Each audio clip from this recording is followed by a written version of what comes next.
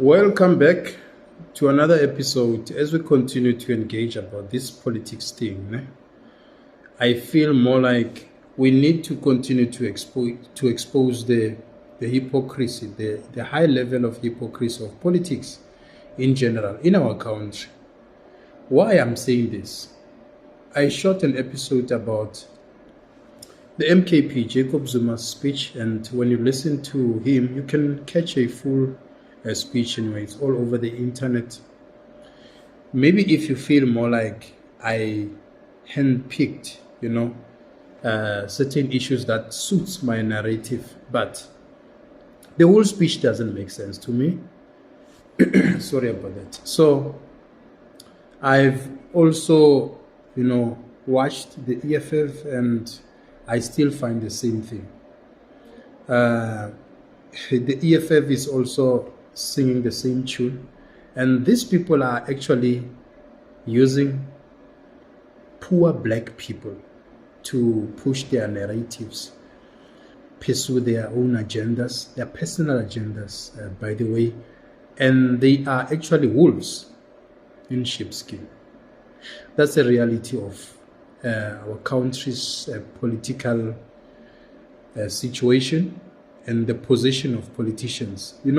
They don't know how to convince people, to give people life. And it's just unfortunate because a lot of people don't really have the luxury of time to sit down and research and assess the situation and check the mood of our country and what actually is the cause of the problem. Let me tell you something, South Africa. If you want to really solve the problem, don't focus on the problem itself. Focus on the root cause of the problem. What is actually causing this problem? You're driving a car, you always have a breakdown of a certain part. You need to really dig deeper to find out what is actually causing this part of my car to break so that I have a breakdown. Don't worry about the breakdown itself. Worry about the cause of the breakdown. Exactly as the politics. I don't know, maybe I'm just sitting here and fantasizing about politics. Maybe it's not an easy thing. Maybe. I think so. But I would love to be convinced otherwise, because from where I'm sitting now, I feel more like they are singing the same tune. They are making promises without actually doing or bringing practical solutions to the problems that they sing about. Imagine someone like me actually voting for a service delivery. You are a political party, you want to convince me to vote for you, you're telling me about service delivery. So I believe that every political party that is in charge in South Africa, running the administration, must just deliver the service. So why do you want me to vote for electricity, for water? Black people, you don't take yourself serious.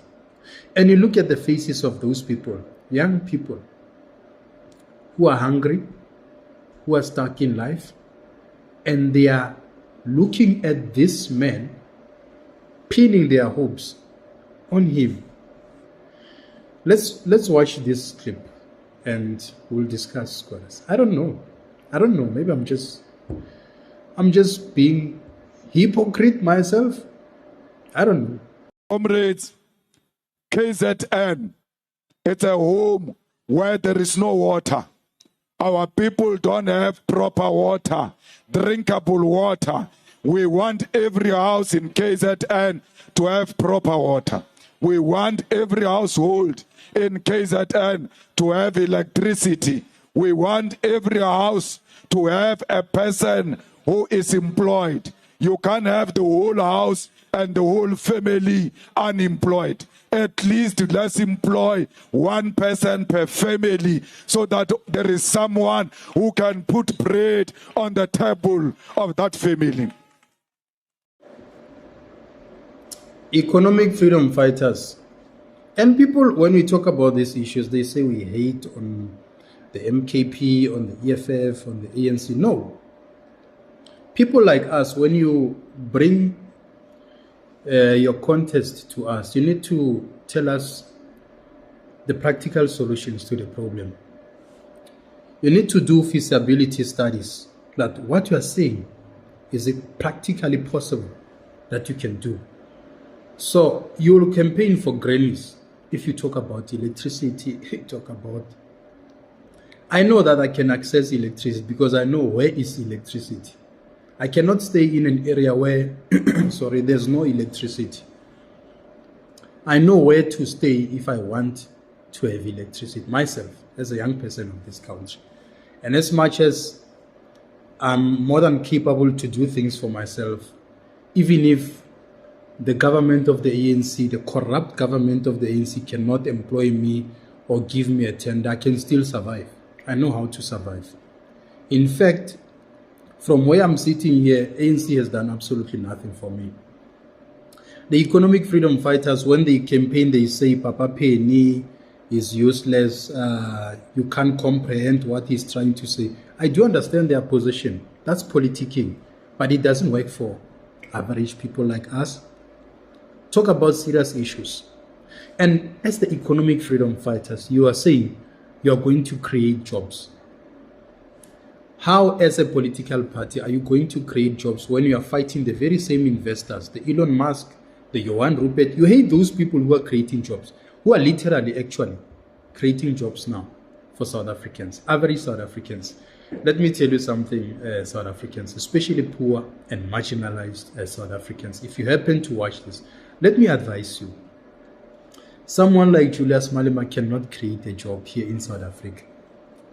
He wants to be in government. So, Julius, you don't have to be in government to create jobs. You don't have to have an outright majority if you want to create jobs in South Africa. You don't have to. You don't have to. Julius Malema is not running any practical business that is employing people and is fighting poverty. He's eradicating poverty. He's not running any practical business that can create jobs. These are just wolves in sheepskin. He has got nothing for sorry, poor people. It is so sad that he is wearing, in a Zulu culture, those are wolves in sheepskin. He's trying to fit into an environment where he's basically Zulu dominated, and he wants to be accepted as one of them. But it's like Tokyo Squale sleeping in a shack during the elections, campaigning. Can he sleep in a shack now? It's like Cyril Ramaphosa carrying babies when he's campaigning. Can he do it now when there's no campaign, political campaign? So these are crooks of note. It will take South Africans, especially black poor South Africans, many years, because they don't research, they don't verify anything.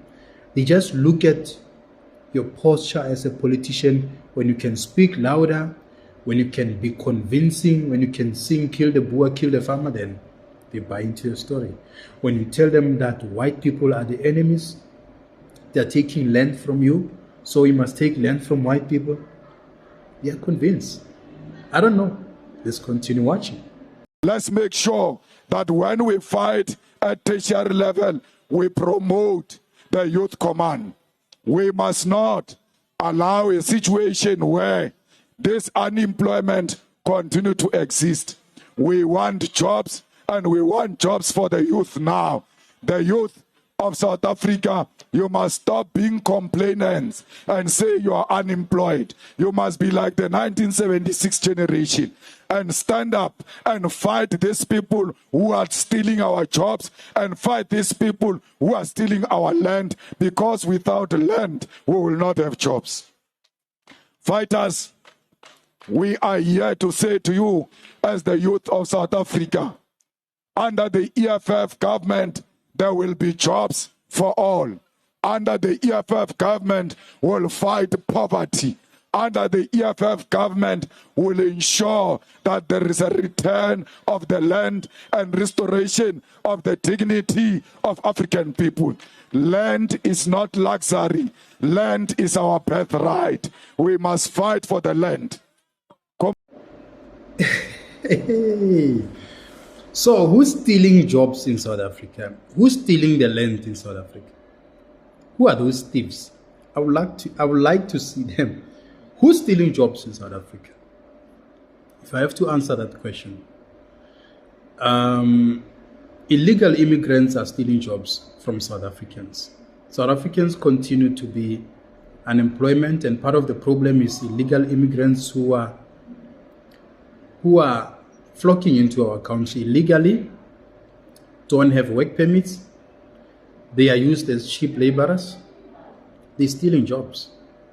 They're stealing jobs. I don't know, maybe someone will convince me otherwise, but that's what I believe, that no, these people, sorry, because they are used as cheap laborers, they flock into our country illegally and become beggars here in South Africa, leaving their home country. I don't know what is a ghost, what is so scary from their country. For them to leave their country, I cannot go to America and be a cheap laborer there. I cannot do that.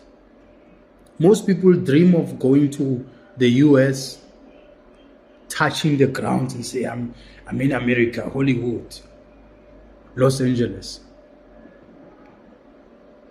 So, how do you feel crossing into a foreign country just to become a laborer and earn 2,500 rand a month? And people who are staying there continues to be unemployed.